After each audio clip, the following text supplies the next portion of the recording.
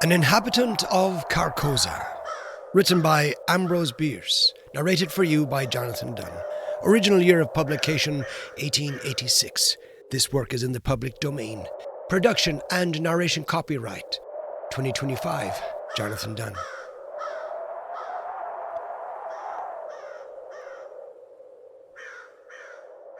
From there be divers sorts of death, some wherein the body remaineth, and in some it vanisheth, quite away with the spirit. The commonly occurreth only in solitude, such is God's will. And none, seeing the end, we say the man is lost, or gone on a long journey, which indeed he hath. But sometimes it hath happened in sight of many, as abundant testimony showeth. In one kind of death the spirit also dieth, and this it hath been known to do while yet the body was in vigour for many years. Sometime, as is veritably attested, it dieth with the body, but after a season is raised up again in that place where the body did decay. Pondering these words of Halley, whom God rest, and questioning their full meaning, as one who, having an intimation, yet doubts if there be not something behind other than that which he has discerned, I noted not whither I had strayed until a sudden chill wind, striking my face, revived in me a sense of my surroundings.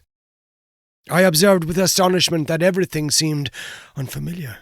On every side of me stretched a bleak and desolate expanse of plain, covered with a tall overgrowth of sere grass, which rustled and whistled in the autumn wind, with heaven knows what mysterious and disquieting suggestion.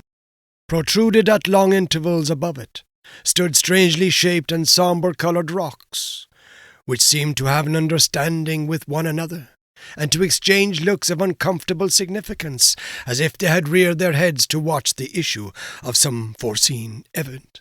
A few blasted trees here and there appeared as leaders in this malevolent conspiracy of silent expectation. The day, I thought, must be far advanced, though the sun was invisible, and although sensible that the air was raw and chill, my consciousness of that fact was rather mental than physical. I had no feeling of discomfort. Over all the dismal landscape a canopy of low, lead-coloured clouds hung like a visible curse. In all this there were a menace and a portent, a hint of evil and an imitation of doom. Bird, beast, or insect there was none. The wind sighed in the bare branches of the dead trees, and the grey grass bent to whisper in dread secret to the earth. But no other sound nor motion broke the awful repose of that dismal place. I observed in the herbage a number of weather-worn stones, evidently shaped with tools. They were broken, covered with moss and half sunken in the earth.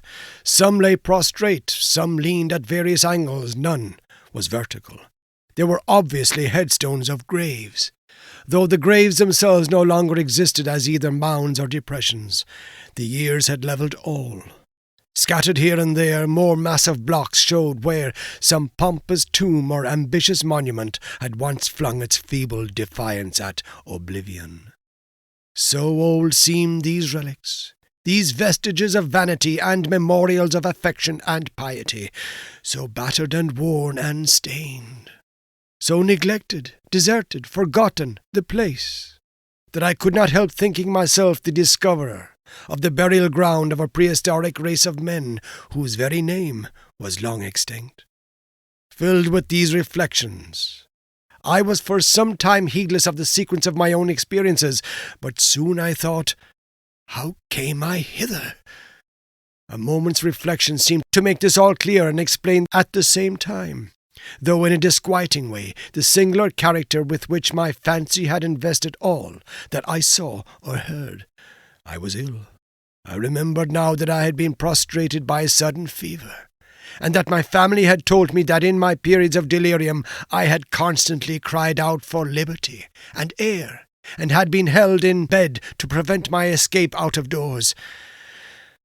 Now I eluded the vigilance of my attendants, and had wandered hither to where, I could not conjecture. Clearly, I was at a considerable distance from the city where I dwelt, the ancient and famous city of Carcosa. No signs of human life were anywhere visible nor audible. No rising smoke, no watchdog's bark, no lowing of cattle, no shouts of children at play. Nothing but that dismal burial place with its air of mystery and dread, due to my own disordered brain. Was I not becoming again delirious? There beyond human aid? Was it not indeed all an illusion of my madness?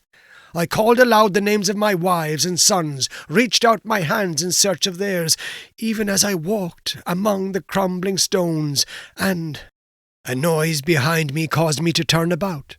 A wild animal, a lynx, was approaching. The thought came to me, if I break down here in the desert, if the fever return and I fail, this beast will be at my throat. I sprang toward it, shouting. It trotted tranquilly by, within a hand's breadth of me, and disappeared behind a rock. A moment later a man's head appeared to rise out of the ground, a short distance away. He was ascending the farther slope of a low hill, whose crest was hardly to be distinguished from the general level. His whole figure soon came into view against the background of grey cloud. He was half naked, half clad in skins. His hair was unkempt, his beard long and ragged. In one hand he carried a bow and arrow. The other held a blazing torch with a long trail of black smoke. He walked slowly and with caution, as if he feared falling into some open grave concealed by the tall grass. This strange apparition surprised but did not alarm, and taking such a course as to intercept him, I met him almost face to face, accosting him with the familiar salutation. "God keep you." He gave no heed, nor did he arrest his pace. "Good stranger," I continued, "I am ill and lost. Direct me, I beseech you, to Carcosa." The man broke into a barbarous chant in an unknown tongue, passing on and away. An owl on the branch of a decayed tree hooted dismally, and was answered by another in the distance. Looking upward, I saw, through a sudden rift in the clouds, Aldebaran and the Hyades. In all this there was a hint of night, the lynx, the man with the torch, the owl. Yet I saw even the stars in absence of the darkness. I saw, but was apparently not seen, nor heard. Under what awful spell did I exist? I seated myself at the root of a great tree, seriously to consider what it were best to do. That I was mad I could no longer doubt, yet recognized a ground of doubt in the conviction. Of fever I had no trace. I had withal a sense of exhilaration and vigour altogether unknown to me, a feeling of mental and physical exaltation. My senses seemed all alert. I could feel the air as a ponderous substance. I could hear the silence. A great root of the giant tree against whose trunk I leaned as I sat held and enclosed in its grasp a slab of stone, a part of which protruded into a recess formed by another root. The stone was thus partly protected from the weather, though greatly decomposed. Its edges were worn round, its corners eaten away, its surface deeply furrowed and scaled. Glittering particles of mica were visible in the earth about it, vestiges of its decomposition. This stone had apparently marked the grave out of which the tree had sprung ages ago. The tree's exacting roots had robbed the grave and made the stone a prisoner. A sudden wind pushed some dry leaves and twigs from the uppermost face of the stone. I saw the low relief letters of an inscription and bent to read it. God in heaven! My name! In full! The date of my birth! The date of my death!